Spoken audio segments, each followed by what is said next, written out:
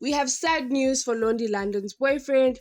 He was shot at Solo in Santon, and this is basically due to the fact that he wanted to enter that club with a gun, and that club has a no gun policy, and he wanted to enter the club forcefully with that gun, and while he tried to enter the club, he was shot. Now, this is not the first time he has been involved in such a messy situation, because he was involved last year at 24 Central. He was arrested for allegedly shooting bouncers at a nightclub called Temple. He basically was on bail, and yeah, he continues to walk around with guns. I mean, this is the justice system. How can someone be arrested and be put on bail for shooting someone? Wouldn't that person's license be revoked or at least suspended for the time being? The fact that he's able to be in the possessions of guns once again, even while he's on bail, is very, very scary as the country that we are living in. Number two, people's lives were lost unnecessarily, and I'm talking about his bodyguards. And I'm sure these bodyguards are not even paid that much, honestly, at the end of the month.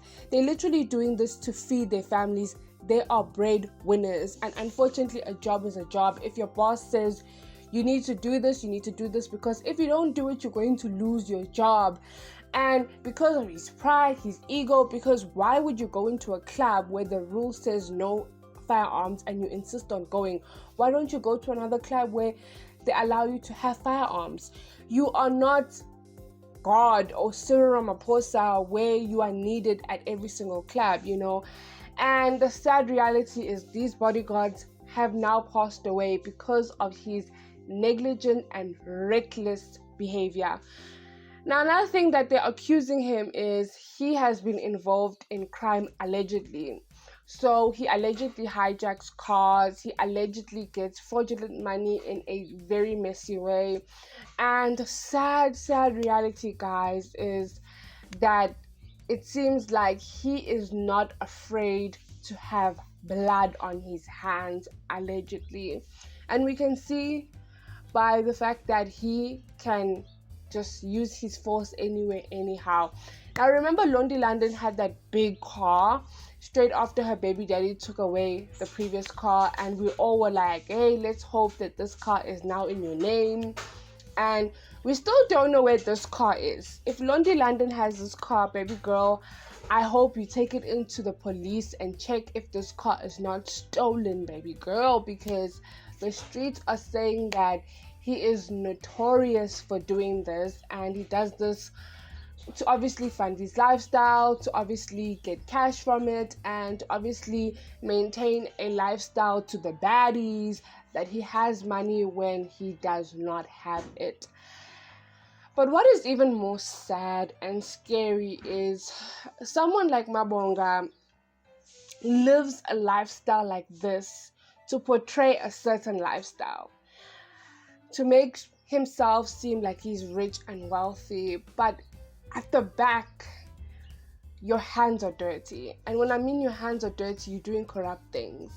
And this is obviously for you to appear like you are wealthy. And this is the other reason why they go to all these clubs. They go to all these clubs to obviously make it look like they are big dogs. And unfortunately, the reality is they are not. They're living a life of crime, they're living a life of blood on their hands, they're living a life of fast line, fast pitches, fast everything. And the sad reality is there are girls like Londie London and other girls who will date these guys, and I'm not too sure if they know that these guys are involved in these things, because I mean, you literally see your man every single day unless you don't live with him. And they're okay with that as well, as long as he comes back with the bread, And this is where we actually promote this lifestyle of crime. Hey, but yeah, unfortunately, the situation is like this. I hope his family and friends get some sort of justice, in a sense, especially those bodyguards. They did not have to pass away. We have come to the end of today's video. Do let me know down below your thoughts on this whole matter. Till next time, love and light. Bye.